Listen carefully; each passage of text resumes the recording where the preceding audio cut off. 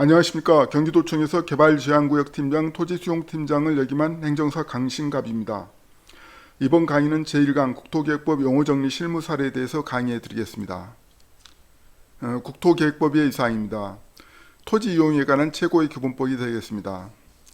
행정체계도입니다. 최상위에 국토교통부 장관이 있고 그 아래에 5개 시도지사가 있는데 특별시장, 광역시장, 특별자치시장, 도지사, 특별자치도지사를 통상 5개 시도지사라고 합니다. 특별시장, 광역시장 밑에는 구청장이 있고 도지사 밑에는 시장 군수가 있는데 50만 이상을 대도시 시장이라고 합니다. 다음은 국토계획법에서 가장 중요한 용어인 도시군 관리계획에 대해서 설명드리도록 하겠습니다. 예를 들어서 도로를 도시계획도로로 설치할 경우에 시장 군수가 기초조사를 하고 문제가 없으면 도시관리계획 입안 작성 및 입안을 해서 주민의 의견을 청취하고 해당 부서 및 관계 행정기관에 협의를 합니다. 관련 부서 및 관계기관 협의를 하는 이유는 해당 도로 부지에 대한 타 법령 등 위반 여부를 해당 부서에서 사전 검토를 받는 것입니다. 도시관리계획 입안이 작성되면 시도에 결정 신청을 하고 시도에서는 도 단위 관계부서 및 행정기관 협의를 받고 협의사항을 검토해서 시도 도시계획위원회 전문가들의 심의를 받고 심의 의결되면 도시관리계획 결정고시를 합니다. 참고로 도시관리계획을 거치게 하는 이유는 토지 소유자 등의 재산권 보호를 위해 절차를 엄격하게 규정하고 도시관리계획에 따른 특혜 소지, 민원 갈등을 예방하기 위함입니다. 도시관리계획 사례입니다. 예를 들어서 현황도로에 도시계획 시설 도로를 놓을 경우 보통 민원인들이라든가 행정기관에서 민원을 제기하면은 검토해가지고 관리계획을 위반합니다. 그리고 기본조사를 거쳐서 주민 의견을 청취하고 관계기관 협의, 도시계획위원회 심의 이런 결정 단계를 도시관리계획이라고 보면 되겠습니다. 다음은 국가계획, 광역도시계획 및 도시군 기본계획과의 관계입니다. 도시군 계획의 지위는 최상위에 국토종합계획이 있고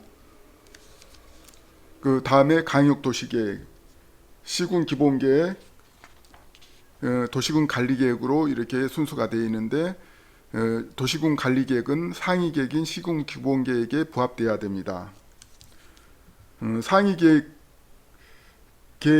대한 사례로는 서울 음마아파트는 서울시 2030 도시군 기본계획에 35층으로 규정하고 있으나 조합에서는 도시군 관리계획 정비구역 계획 위반 시 49층을 요구해서 서울시 도시계획위원회에서 상위계획인 서울시 2030 기본계획을 근거로 부결한 사례가 있습니다. 우측에는 서울시 기본계획 2030 공간구조입니다. 다음은 의제 준용 경면 변경에 대해서 설명드리겠습니다. 아래 사진에 도로를 개설할 경우 농지법 등 수개의 법령이 경합될 경우 개발행위 허가를 득하면 농지 관련법 등도 허가를 득하는 것으로 되는 것을 의제라고 합니다. 이제 준용은 도로 개설 시 토지 수용은 토지보상법에 따른다고 법령에 규정되어 있는 경우 준용한다고 하고 있습니다. 경면 변경은 노선 변경, 소규모 면적 변경 등 도시관리계획 절차를 생략하고 약식으로 변경 시 경면 변경이라고 합니다. 다음은 용어의 정의입니다. 도시군 계획시설입니다. 기반시설 중 도시군 관리계획으로 결정한 것을 도시군 계획시설이라고 합니다. 도시군 계획시설 사업이란 도시군 계획시설을 설치, 정비 또는 개량하는 사업을 도시군 계획시설 사업이라고 합니다. 도시군 계획사업이라는 것은 세 가지를 이야기합니다. 도시군 계획시설 사업, 도시개발법에 따른 도시개발사업, 도시 및 주거환경 정비법에 따른 정비사업을 도시군 계획사업이라고 하는데 그린벨트법에서 보면은 도시군 계획사업을 할 수 없다고 되어 있습니다. 그렇다면은 1번, 2번, 3번 모두가 도시군 계획사업에 포함되어 있기 때문에 할 수 없다는 내용이 되겠습니다. 다음은 용도지역입니다. 용도지역은 토지의 이용 및 건축물 용도, 건폐율, 용적률 높이 등을 제한하면서 토지를 경제적 효율적으로 이용하고 공공복리 증진을 도모하기 위해 서로 중복되지 않게 도시군 관리계획으로 결정하는 시설입니다. 예를 들어서 농림지역을 상업지역으로 바꿀 때는 앞에서 말했듯이 절차를 엄격하게 해서 도시군 관리계획으로 결정하라는 내용이 되겠습니다. 용도지구는 그 용도 지역을 강화하거나 완화에 적용함으로써 용도 지역 기능을 증진시키고 경관 안정을 등을 도모하기 위하여 도시군 관리계획으로 결정하는 지역입니다. 용도 구역은 대표적으로 이제 그린벨트 지역 등 용도 지역 및 용도 지구 제한을 강화하거나 완화하여 정함으로써 엄격하게 이용하는 것으로서 이것도 도시군 관리계획으로 다 결정하는 사항이 되겠습니다. 다음은 도시지역입니다. 용도지역은 크게 도시지역, 관리지역, 농림지역, 자연환경보전지역으로 나눕니다. 도시지역은 인구와 산업이 밀집되어 있는 지역을 말하고 관리지역은 도시지역으로 편입이 예상되는 지역을 말합니다. 농림지역은 농지법에 따른 농업진흥지역 또는 산지관리법에 따른 보존산지 등으로 농림업을 진흥시키고 산지를 보존하기 위해 필요한 지역을 말합니다.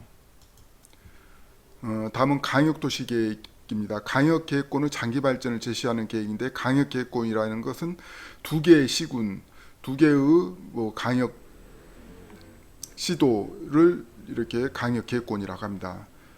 도시군 계획은 두 가지가 있습니다. 도시군 기본계획과 도시군 관리계획으로 이제 구분하고 있고, 도시군 기본계획에서는 특별시, 강역시, 특별자치시, 특별자치도 시 또는 군 후 관할구역에 대하여 기본적인 공간구조와 장기 발전 방향을 제시하는 종합계획으로서 도시군 관리계획의 수립에 지침이 되는 계획입니다.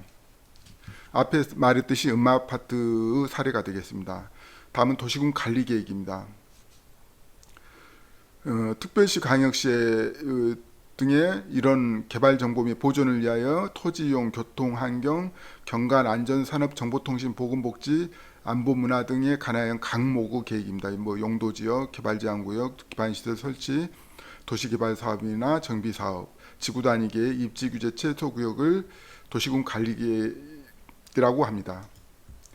다음은 지구단위 계획입니다. 지구단위 계획은 수립 대상 지역이 토지의 이용을 합리화하고 일부에 대해서 하는 거고, 토지 이용을 합리화하고 기능을 증진시키며 미관을 개선하고 양호한 환경을 확보하는 것입니다. 예를 들어서 아파트 단지를 조성할 때 거기에 학교라든가 도로, 공원 등을 도시군 관리계획으로 이렇게 지정해서 도시를 밀도 있게 개발하고자 함입니다. 입지규제 최소구역은 역세권 등에 대한 관련 내용이 되겠습니다. 공동구는 신도시에 가보면은 전봇대가 없잖아요. 그것은 다 전기, 수도, 가스 등은 공동구로 이렇게 지하로 매설해 있기 때문에 이걸 공동구라고 합니다. 공동시설이라면은 도로, 공원, 철도 등을 공동시설, 우리가 일반적으로 공공에서 관리하는 시설을 공동시설이라고 보면 되겠습니다. 다음 국가계획은 중앙기관이 계획하는 계획이 되겠고, 개발밀도관리구역은 이제 구도심이라든가 온도심으로 말도 하는데, 기반시설이 부족할 것으로 예상되는 곳에 대해서 기반시설을 설치하기가 곤란한 지역을 대상으로 건폐율이나 용적률을 강화해서 적용하는 지정을 개발밀도관리구역이랍니다. 기반시설 부담구역은 개발밀도관리구역 예외 지역입니다. 그래서 도로, 공원, 녹지, 학교, 수도 이런 것들이 부족할 것으로 예상되기 때문에 기반시설 설치 비용을 이제 부과를 합니다.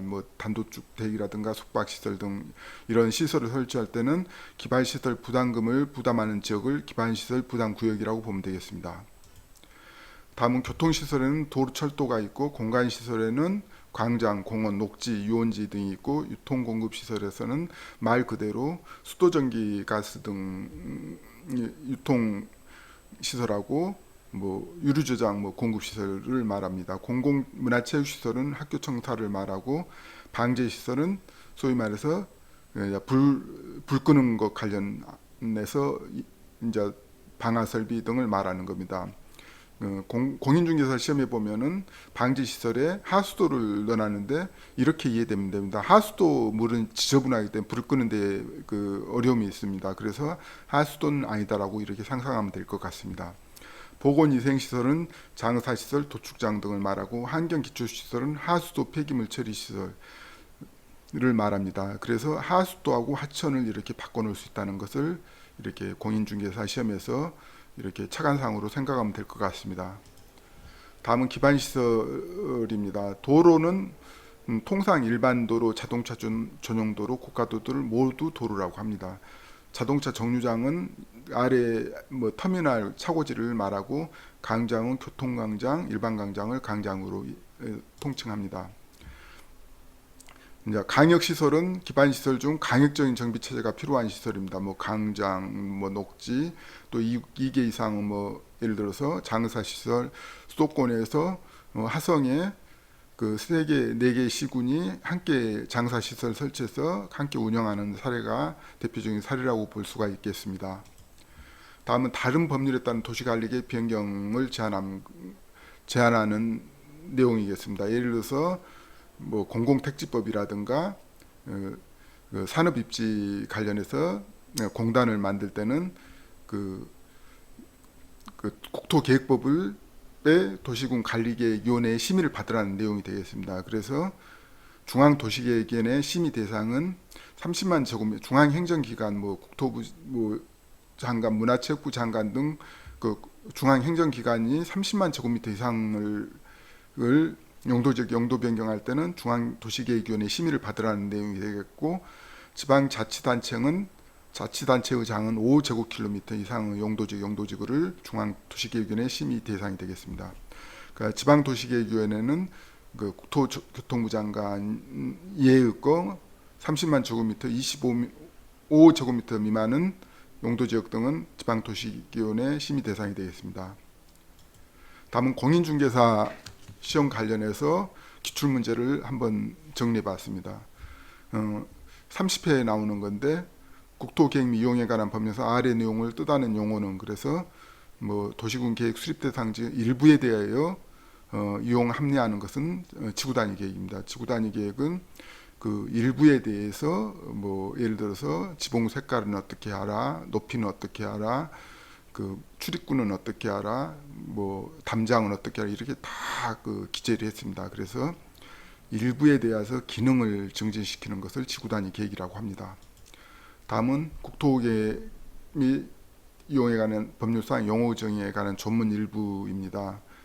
그 용도지구하고 용도지역에 대해서 이렇게 정확하게 이해를 하시면은 쉽게 풀 수 있는 문제가 되겠습니다. 다음은 국토계획 및 이용에 관한 법령상 도시군 관리계획을 시행하기 위한 사업으로 도시군 계획사업에 해당하는 것을 모두 고르라 했는데, 제가 개발제한구역 관련해서 도시군 계획사업에 할 수 없다라고 해서 3가지를 들었습니다. 첫째, 도로 등 도시군 계획시설 사업하고 도시개발법에 대한 도시개발 사업, 도정법, 도시 및 주거환경 정비법에 따른 정비사업은 이 3가지가 도시군 관리계획을 위한 도시군 계획사업이 되겠습니다. 다음은 국토계획 및 이용에 관한 법률상 기반시설의 종류와 그 해당 시설을 틀린 것을 해가지고 보면은 교통시설, 상식으로 생각하면 됩니다. 방제시설, 아까 말했던 불 끄는 데는 하천물을 필요로 하고, 공간시설은 자연장지는 보건위생시설이잖아요. 그래서 이런 것은 전부 암기할 수가 없기 때문에 연관지어 가지고 이렇게 상식으로 이해하면은 쉽게 풀 수 있는 문제가 되겠습니다. 다음은 국토계획 및 이용에 관한 법률상 기반시설은 자동차 정류장을 세분할 경우에 해당하지 않는 경우에서, 터미널 이런 것들은 자동차 정류장인데 교통광장은 강장입니다. 강장은 뒤에 다 강장이 써 있습니다. 이상으로 강의를 마치고 다음 강의는 강역시군 기본계획에 대해서 강의해 드리겠습니다. 감사합니다.